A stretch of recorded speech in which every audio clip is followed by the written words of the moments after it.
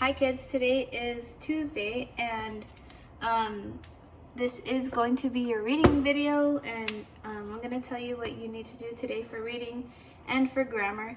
So for reading class today and starting today all the way to the end of the school year, you will have a reading bell ringer, which is just a short story and maybe 3 or 4 questions. It won't ever be more than 4 questions, so it should only take you about 10 minutes. And you'll find it in the reading bell ringer section on Google Classroom under today's reading work. After you're done with your bell ringer, go ahead and click submit. I'll receive it, grade it, and then I'll send you your grade back. Or if you get a bad grade, which I don't think anyone will, you'll just go ahead and redo it. I'll let you guys resubmit it. Then when you're done with your bell ringer, we're going to start on our new story of the week, and it's called Gary the Dreamer. And this story is an autobiography. So an autobiography is when somebody writes a story about themselves. For example, if I wrote a story about myself and told you guys my story would be my autobiography. If you wrote a story all about yourself, then that would be your autobiography. So we're going to be reading Gary the Dreamer, and this is Gary's autobiography. So Gary wrote a story about himself. Make sure you are reviewing your vocabulary words on the sheet that is in Google Classroom. You're going to see your words today in your story, and you're going to be able to see how the author uses it in the text to help you understand the meaning of the new words. Okay, so Gary the Dreamer, it will look like this, and it's written by Gary Soto. So what you're going to do is you're going to read it online, and this story goes from page 11 up until page 21. So 11 to 21 is Gary the Dreamer, and this is a very good story.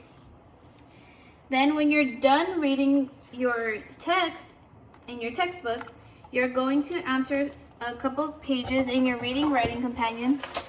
So you can keep your textbook open on a separate tab, and then open your reading writing companion on another one. So while you're working on this, you can use your textbook to help you. So in your reading writing companion, you're going to be doing pages 16 and 17. And it should look like this. So on page 16, the big question is, how is knowing what Gary did as a child important to understanding his autobiography? Remember, an autobiography is just a story somebody has written about themselves. Okay, so when you guys are on your computer, you're going to type in your answers in the boxes. Another cool thing about your reading writing companion is right here it has the question, the big question, and then where it says talk about it, that's going to tell you which page to go to. So it says talk about it. Reread the first paragraph on page 13. So you are going to go to your textbook and turn to page 13, which should look like this. And you're going to read the first paragraph on page 13. Okay? So whatever the reading writing companion tells you to do under talk about it, and whatever page it tells you to go to that page in your textbook, because that is how you're going to find your answer in your reading writing companion. Okay, so once you go to page 13, you read the first paragraph.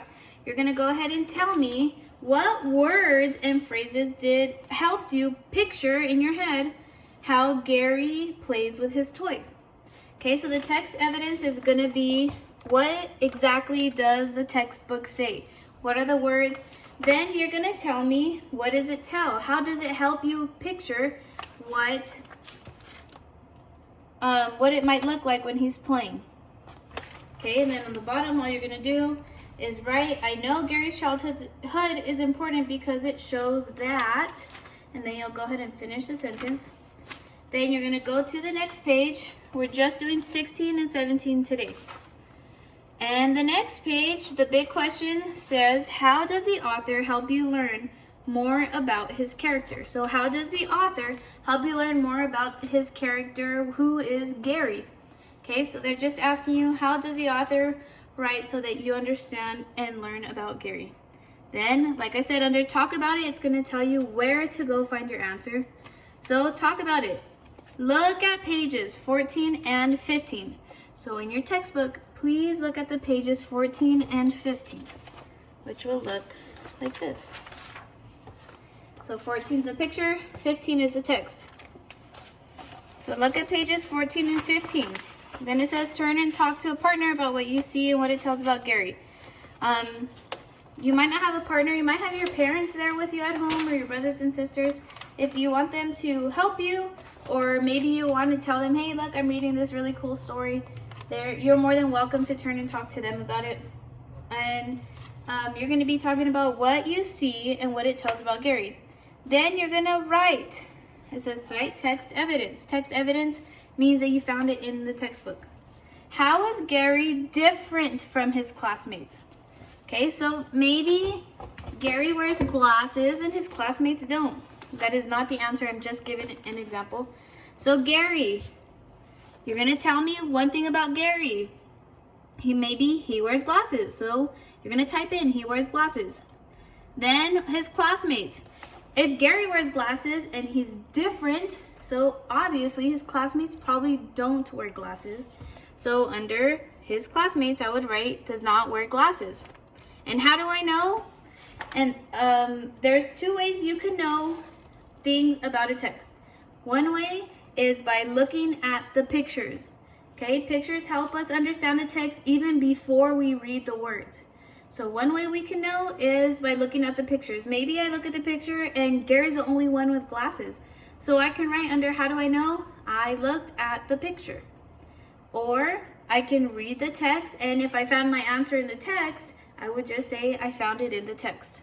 Okay, so there's always two ways you can know if there's pictures. There's always two ways you can know more about a text, by pictures and by the text itself, which are the words.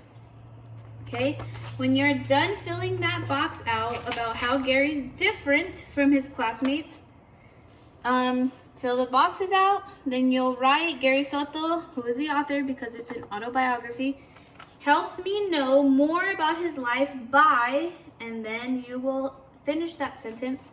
When you're done with page 17, you're done with your reading assignments for today, and you can move on to grammar. For grammar, remember we're talking about nouns, which is a person, a place, or a thing, or idea. Person, place, thing, or idea. So under the grammar assignment, I have attached a little link. You'll click it. It'll ask for an access code. The access code is typed in the Google Classroom on the assignment. If you click grammar, I think it says noun sort, then read the directions as to what you have to do for today. Then it says access code, and that's the code after that. So when you go in to do your noun sort, you type in that access code. And you'll go ahead and do the noun sort. You're just gonna type, I think there's 10 words. You're gonna pick where each word goes. So if the word is pencil, you're gonna tell me, is the pencil a person, place, or thing? So the pencil's a thing, so you will type in pencil under the thing column. So if it's a person, you type in your answer choice under person. If it's a place, you type it under place. If it's a thing, you type it under thing. When you're done, you'll click submit, and I'll be able to see your answers, and I'll get your grade just like that. When you're done with your noun sort, you're done with reading for today. So I hope you guys are able to get through this. I hope you guys enjoy the story because I really do like it. And please study your vocabulary words, and I hope you guys have a great rest of your day. Bye, kids.